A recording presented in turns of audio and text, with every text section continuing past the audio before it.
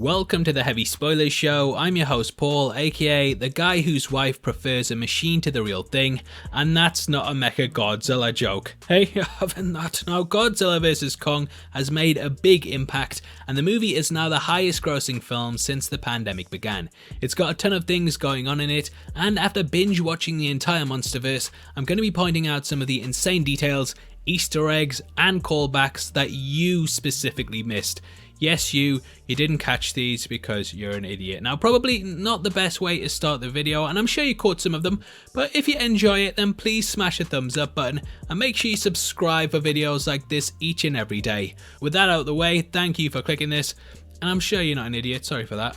Now let's get into Godzilla vs Kong. Okay, so the movie is very much centered around the idea that the two apex predators cannot coexist, and this Godzilla goes on the warpath trying to retain his reign as king of the monsters. Kong himself is of course an apex predator, but we also learn that Godzilla is hunting for Mechagodzilla, who just so happens to be made by a company called Apex.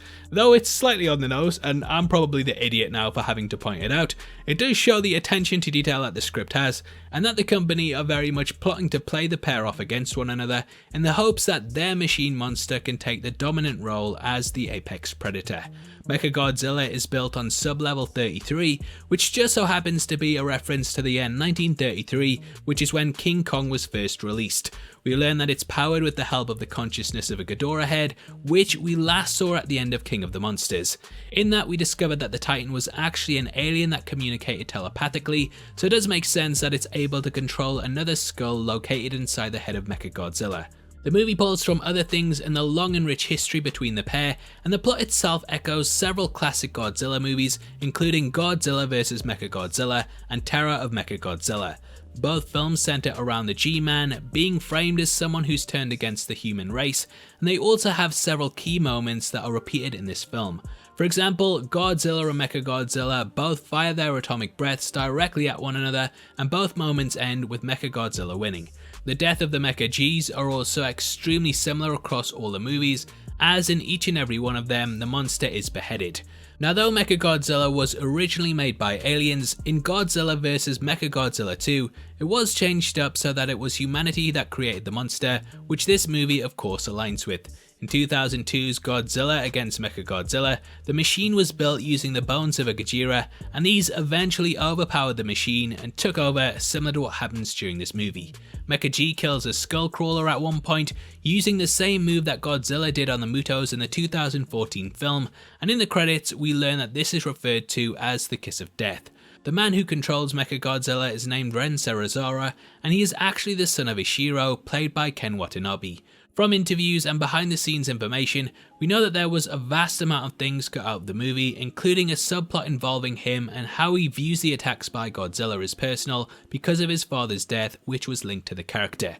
We also meet Bernie Hayes, played by Brian Tyree Henry, who's the host of the Titan Truth podcast. The logo of this looks extremely similar to the Eye from the 1998 movie, which I actually really like. Yeah, I haven't seen it in a while. Probably haven't watched it since I was 10 years old, but I like it, so that's just me. Now, his podcast episodes also include one called Mothra's Pregnancy Theory, and this is something that pulls on the long and rich history of the Titans. Mothra was killed in King of the Monsters, but it was theorized that some form of the character could return through its child, which has allowed the creature to come back in several monster movies. This egg was spotted at the end of King of the Monsters, making me think that we will save Mothra for another movie. Now, an article on Emma Russell can also be seen at one point, which asks whether she was a villain or savior. In the prior movie, she wanted to Thanos the population with the Titans, and this would allow the survivors to have more resources and live a better quality of life. Now, the eye that Bernie comes across looks very similar to the one from a Terminator. The machine itself is much in the same vein as that machine because it's based on an organic creature and has been tasked with taking it down. You also hear a clanging noise which is repeated 3 times, and this is similar to Mechagodzilla's roar, which too happens 3 times. Madison and Rusty from Deadpool later meet him at a restaurant, the sign of which looks like the legendary logo. Now, the film centers heavily around a journey to the center of the Hollow Earth, and Houston Brooks, played by Corey Hawkins, first brought it up on Skull Island. He said that he'd actually written a paper on it, and this theory itself emanates from the 17th century, where it was first brought up by Edmund Halley, who you probably know from naming the comet. The idea of the Hollow Earth has appeared throughout the MonsterVerse, including King of the Monsters, where it was mentioned by Dr. Rick Stanton, played by Bradley Whitford. Whitford discussed how he too had theorized the Hollow Earth, and how vortexes around the planet led into it, which we get confirmed in this movie. The location very much parallels Seatopia, which was introduced in Godzilla vs Megalon. This world existed beneath the surface, and it was home to several kaijus, which is sort of repeated here. Now we join Kong on Skull Island under a dome, and learn in the film that the storms that circulated the location eventually closed in on it and wiped out almost all of the life there. These storms can actually be seen in a blink and you'll miss it moment as we circulate the dome itself. This is very similar to The Truman Show, and I don't know if it's intentional or not, but we watch as the character trapped within it slowly starts to realize their reality is a lie. Okay, that's a reach, isn't it? Now the first shot of the film opens on the sun, which is something that was also shown in the first shot of Kong Skull Island. The movie also ended with his eye turning into the sun, and it's like poetry, they rhyme. Now Kong throws a tree in order to bring down the hex panels that surround the dome, and this is a maneuver that we saw him doing in Skull Island when the helicopters first arrived. He also rips it apart, similar to how he did in Skull Island when facing down against a skullcrawler. At this point we're introduced to Gia, who holds a monkey idol to him. This is a flip on the classic imagery of a girl being held up to Kong, which is commonplace in several of the sacrifice scenes that have appeared throughout most of the movies featuring him. Kong is very much on the search for a home, and the name Gia itself translates to that in Chinese. From here we cut to the credits and see several interesting nods to what's going to happen in the film. Credit scenes like this have appeared in most of the monster movies, and here they repeat the news style that was seen at the start of both Godzilla and Kong Skull Island and at the end of King of the Monsters. These sections give cool bits of redacted text that break the fourth wall and fill in things about its plot, characters and the crew behind it. Director Adam Wingard's section reads, "The history of the Titan Wars will be explored in a film by Adam Wingard that sheds light on previously hidden truths." We also see one which discusses how the monster sounds are compared to music by Tom Hulkenberg, who is the film's composer.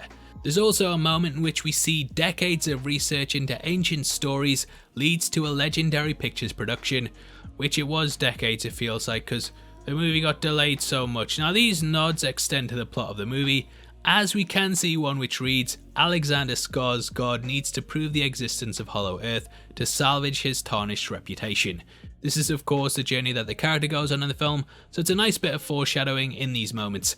There's another that reads, "Countless explorers have attempted to prove the connection, Isa Gonzalez, and many have perished," which does foreshadow her death later on.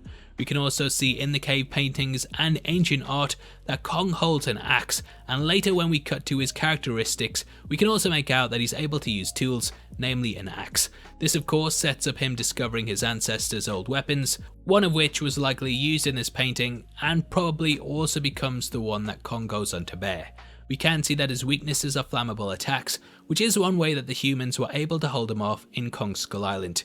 You can make out that his enemies are giant squids and skullcrawlers, the both of which he fought in his solo movie. There's also a Titan listed, and though up until this point we haven't seen him fight one, it does tease the eventual showdown.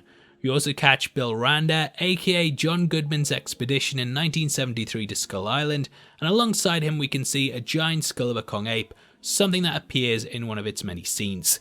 At the Apex facility we follow Bernie, and then jump to Nathan Lind at Denham University. This is actually a callback to Carl Denham, the director in the 1933 film who led the journey to Skull Island. They take Kong across the sea, and the chains that are used to hold him in place are extremely similar to the ones that he was forced to wear in the original Kong. We can see that he's sedated using green juice, something that was also used to knock him out by the humans in King Kong vs Godzilla.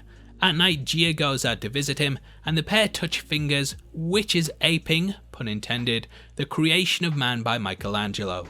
This imagery is brought back up in the Hollow Earth when Kong leaps across the sky, and we see a rock shaped like a finger reaching out, which he then touches.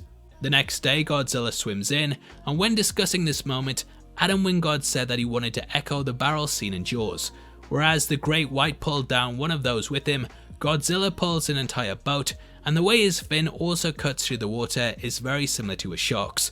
The music also echoes the skydiving scene from Godzilla, and this soundtrack is pulled from Stanley Kubrick's 2001 A Space Odyssey. Kong is also carried across the sky in a moment that's reminiscent of when this was done in the original Versus movie using helium balloons.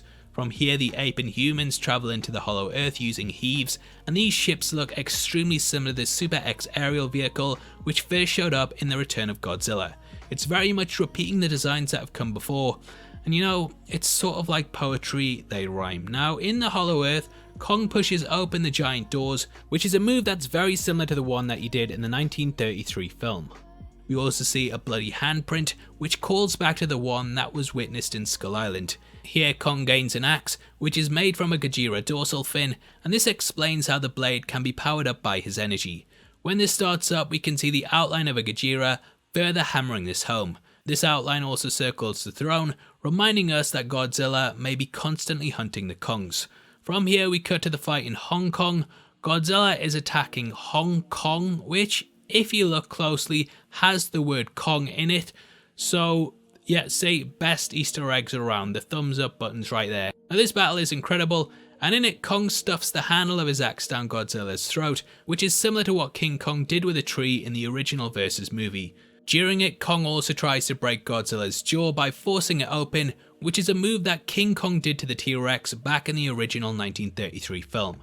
Kong is beaten, but he's revived by electricity from the heave, and this is similar to King Kong vs Godzilla, in which the ape is knocked out but then revived by a bolt of lightning. Anyway, you son of a bitch, that's all of the cool Easter eggs I could find in the film, and I hope you enjoyed the video.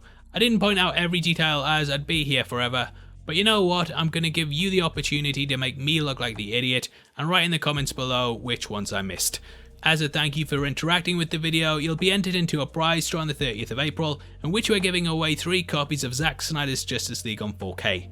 All you have to do to be in with a chance of winning is drop a thumbs up, make sure you subscribe with notifications on, and comment below with anything that I missed, or if you just liked the video, or if you hated it.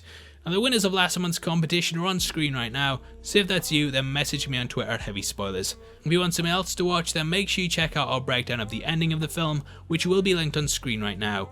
We've gone over the entire plot from top to bottom, talked about what we liked, talked about what we didn't, and it's definitely worth checking out if you want to know more. With that out of the way, thank you for sticking through the video. I've been Paul, and I'll see you next time. Take care, peace.